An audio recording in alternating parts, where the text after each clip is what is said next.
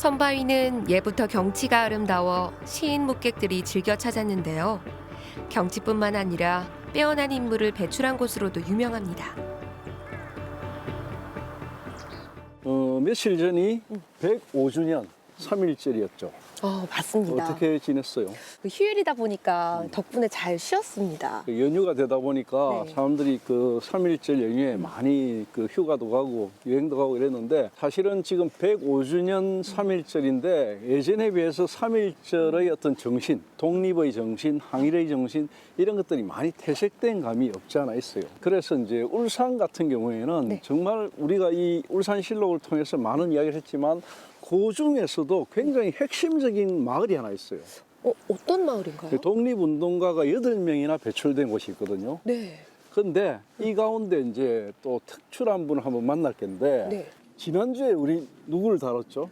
저희 친일 경찰 노덕수를 다뤘잖아요. 그냥 친일 경찰 하기에는 좀 그렇고 악질 친일 경찰이죠. 맞습니다. 그 친일 경찰 노덕술에게 모진 고문을 당했던 울산 사람이 있어요. 이관술이라는 분인데 네. 바로 이분이 살았던 동네, 이 마을에 8명의 그 독립운동가가 배출됐던 굉장히 이제 어떤 항일 정신이 투철한 마을이죠.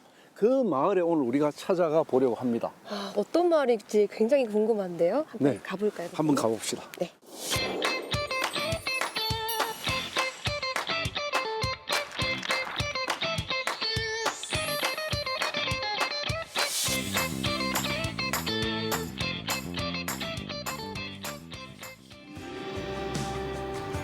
이반 마을은 100여 년 전만 해도 소용돌이의 중심에 있었는데요. 마을 곳곳에서 독립운동가들의 흔적을 찾을 수 있습니다. 여기 와보니까 되게 한적하고 또 앞에 논도 보이는데 여기는 어떤 마을인가요? 뭐 한적하게 보이지만 네. 사실은 이 용의 기운이 깃들어 있는 마을입니다. 태화강으로 흘러가는 국수천 쪽에 선바위가 우뚝 솟아 있거든요. 그게 백룡담이라는 곳인데 그 용과 관련된 전설도 있고 뭐 스님과 처녀의 이야기도 있고 이런데 백룡담의 용의 기운이 뻗쳐져 있는 이런 동네. 그리고 여긴 와서 보면 느끼겠지만 사방이 확 트여 있죠. 이 사방이 확 트여 있는 이곳을 가만히 보면은 울산에서 굉장히 넓은 평야지대라는 느낌이 듭니다. 그래서 이곳에는 옛날부터 그 유학자들도 많이 살았고 부자들, 학자들 이런 분들이 여기에 틀을 잡아갖고 많이 살게 됐어요. 또 특출난 분들이 있다면서요? 제가 오늘 그 독립운동으로 유명한 마을을 찾아간다 했잖아요. 맞습니다. 바로 그 마을이 이곳입니다. 지금 현재까지 이야기되고 있는 분들이 독립운동 한 8분 되거든요. 네. 그중에 서훈을 받은 분이 4분. 서훈을 지금 이제 추진하고 있는 분들하고 발굴하고 있는 분들이 4분. 아니 그런데 어떻게 그렇게 한 마을에서 8분이나 배출이 될 수 있었던 걸까요? 가만히 생각해 보면 이제 독립운동이라든지 이런 여러 가지 분위기는 그 마을 자체에서 드러나는 어떤 분위기 이거 연결이 되거든요. 특히 이제 지금 이반 마을 같은 경우에는 손후익 선생님이 김창숙이라는 걸출한 독립운동가를 인연이 됐거든요. 그러다 보니까 이 마을 전체가 어떤 항일, 독립운동 이런 것과 연관된 어떤 이야기들이 계속 이어져 나갔다 이렇게 봅니다. 전국에서도 보기 드물 정도로 많은 독립운동가가 배출된 이반 마을. 그 중에서도 아직 제대로 된 평가를 받지 못한 한 인물이 있습니다. 여기 들어오니까 이 마당도 엄청 넓고 집이 굉장히 좋은데 여긴 어떤 분의 집인가요? 이관술 선생님 생가고 이관술 선생님 집안은 이제 본래 이쪽 사셨던 분인데 그 윗대 할아버지 때 울릉도에 잠깐 갔어요. 그때 1902년에 이제 이관술 선생님이 울릉도에서 태어났어요. 4살 때인가 5살 때인가 이제 이반 마을로 다시 고향으로 돌아옵니다. 그 당시에는 학교가 제대로 없었잖아요. 저기 이제 선바위 쪽에 가면 용암정이라고 있고 거기에 서당이 있었거든요. 네. 거기서 이제 한학 공부를 쭉 했어요. 이 마을에 전해져 내려오는 이야기에 따르면 이반 마을이 생기고는 가장 천재였다. 한 번 들으면 뭐 10자를 깨우칠 정도로 되게 머리가 뛰어났다. 한 번 봤던 한자는 잊어먹지 않았다. 그런데 이제 그냥 머리만 좋았던 게 아니고 담도 되게 컸어요. 어느 정도 담이 크느냐면 저기 앞에 선바위 봤죠? 네. 선바위 쪽에서 밤마다 귀신 소리가 막 들렸어. 그러니까 사람들이 저기에 뭐 귀신 나왔다 이런 이야기 많이 들리니까 어린 나이에 7살, 8살 이때 몽둥이 들고 귀신 잡으러 간다고 하고 그 정도로 어린 아이가 담이 컸다고 해요. 야, 이게 어린 시절부터 천재 소리도 듣고 또 담도 굉장히 컸네요. 될성 부른 나무는 떡잎부터 다르죠. 어린 시절부터 남달랐던 이관술 선생. 이 비범함을 걱정했던 이가 있는데요. 바로 이관술 선생의 아버지입니다. 그 나라가 이제 일본에 빼앗기고 아주 혼란한 틈 이런 상황이 되니까 부친께서는 아들이 막 세상에 나가서 공부하고 이런 것 싫어했거든. 그래가지고 아버지 뜻에 따라서 20살 때인가 그때 이제 경주에 박가야라는 분과 처녀와 결혼을 해가지고 일단 결혼을 하겠고 네. 결혼한 이후에 아버지를 설득해가지고 서울로 공부를 하러 갑니다. 지금의 중동고등학교 정도 될 겁니다. 서울의 중동보고 거기에 이제 입학을 해가지고 입학하자마자 전교 1등 한 번도 안 놓치고 계속 공부를 너무 잘하니까 이제 선생님들이 유학을 권하고 이랬거든요. 근데 이제 아버지가 어땠을까? 반대를 하셨겠죠. 절대 안 보내지. 그래서 이제 이관술의 생각에 진짜 이 조선반도에서 제일 머리 좋은 애들이 가는 학교가 어딜까? 이 동경사범 정도 들어가면 아버지가 허락 안 하겠나? 아버지 몰래 시험을 쳤죠. 중국에서도 오고 일본에서도 오고 한국에서도 시험을 치러 많이 와도 거의 안 걸려요. 들어가기 힘든 곳에 붙어버리죠. 그러니까 아버지가 허락할 수밖에 없었던 거죠. 그곳에서도 들어가자마자 1등. 그러면서 탄탄대로를 걸었던 그런 분입니다. 동아시아의 수재는 다 모였다는 동경고등사범학교를 다니며 엘리트의 길을 걸었던 이관술 선생. 그의 인생을 송두리째 바꾸는 사건이 일어납니다. 이관술 선생은 언제부터 독립운동가의 길을 걷게 됐나요? 그러니까 동경사범대학에서 공부를 마치고 졸업하고 우리나라에 들어왔거든요. 들어오면 당연히 이제 교사의 길을 걷게 되죠. 동덕여학교 여기에서 이제 교편을 잡게 됩니다. 3.1 만세 운동이 일어난 지 10년이 지난 때에 전라남도 나주에서 통학하던 광주의 여고생들을 네. 일본 학생들이 희롱하는 사건이 터지거든요.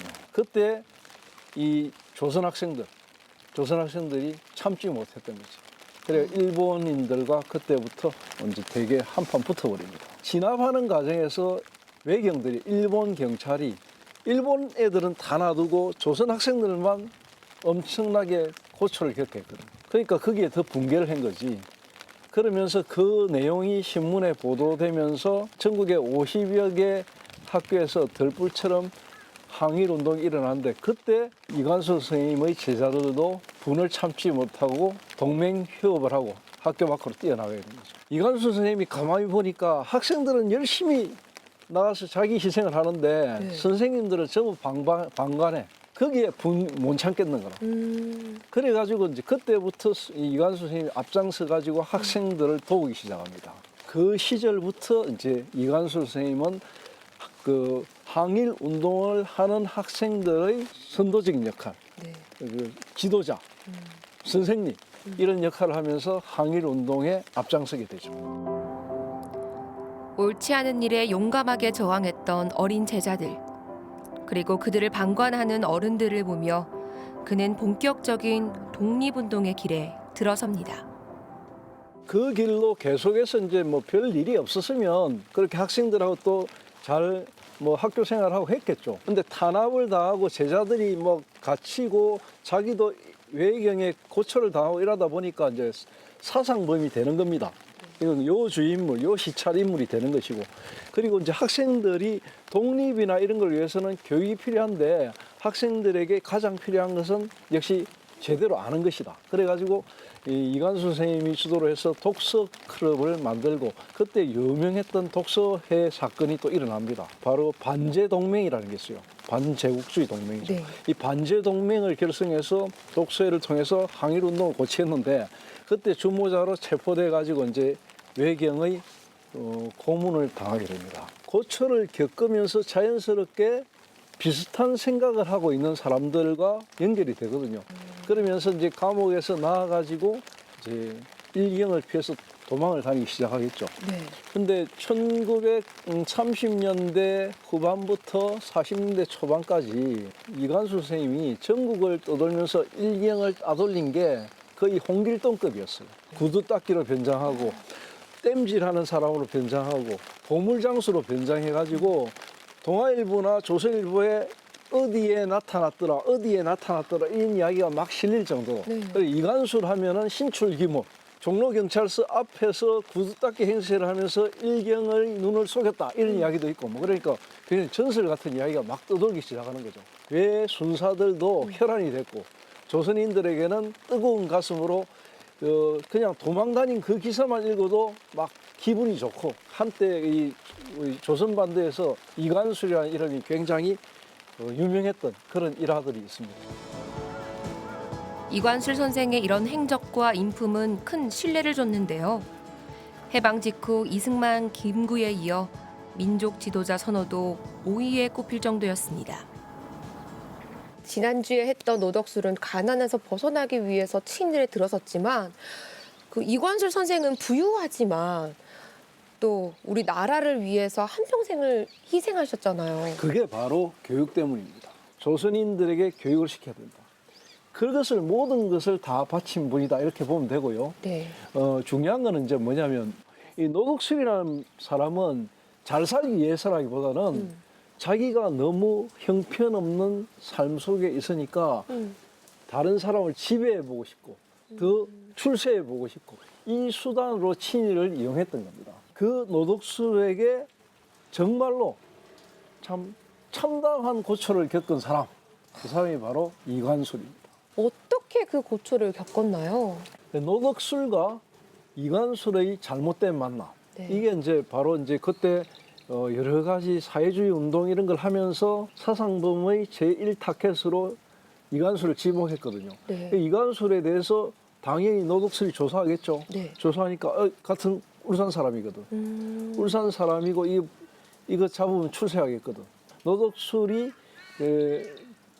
이관술을 잡기 위해서 참 피나는 노력을 했지만 이관술은 홍길동 같은 사람이었거든. 네. 잘 안 잡혔어요.